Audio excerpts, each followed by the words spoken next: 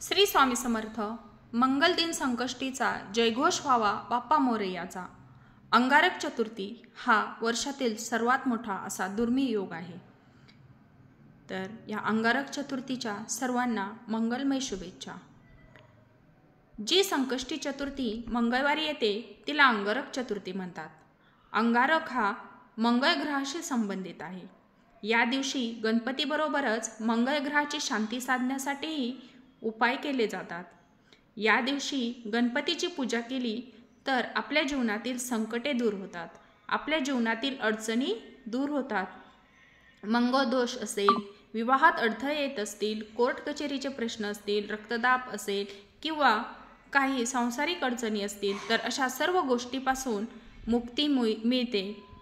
या दिवशी जर आपण उपवास केला किंवा फलाहार घेतला आणि संध्याकाळी चंद्रदर्शन करून पूजा केली तर इच्छित फळ लवकरच आपल्याला मिळते. तर अंगारक चतुर्थीची पूजा कशी करावी? सकाळी लवकर उठून स्नान करून स्वच्छ वस्त्र परिधान करावे. गणपतीची मूर्ती किंवा फोटोसमोर असावा.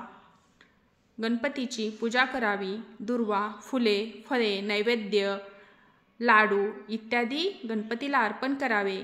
त्याचबरोबर गणपती अथर्वशीर्ष, संकटनाशन स्तोत्र किंवा गणेश मंत्र म्हणावा.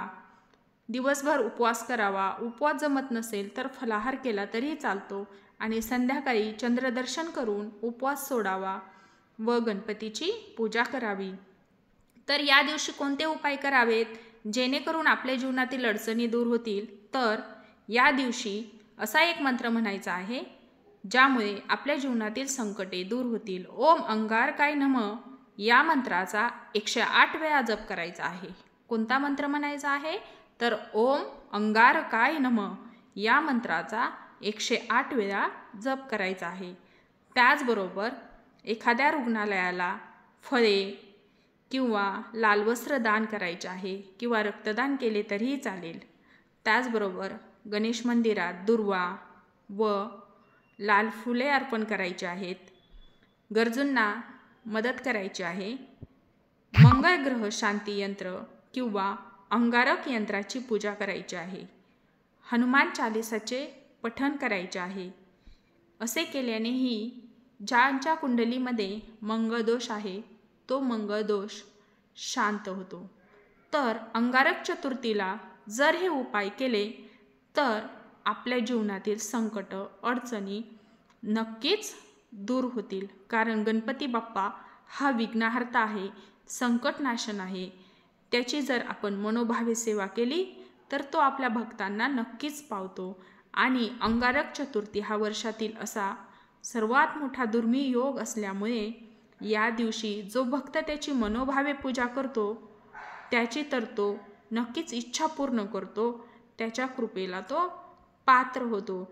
तर असे हे अंगारक चतुर्थीचे उपाय जरूर करावेत आणि आपल्या जीवनातील संकट दूर करावीत.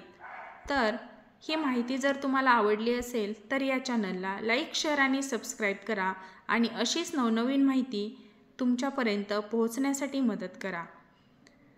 त्याशिवाय तुम्ही अंगारक चतुर्थीला कोणती सेवा करता किंवा कोणते उपाय करता हे कमेंटमध्ये नक्की कळवा. श्री स्वामी समर्थ. गणपती बाप्पा मोरया.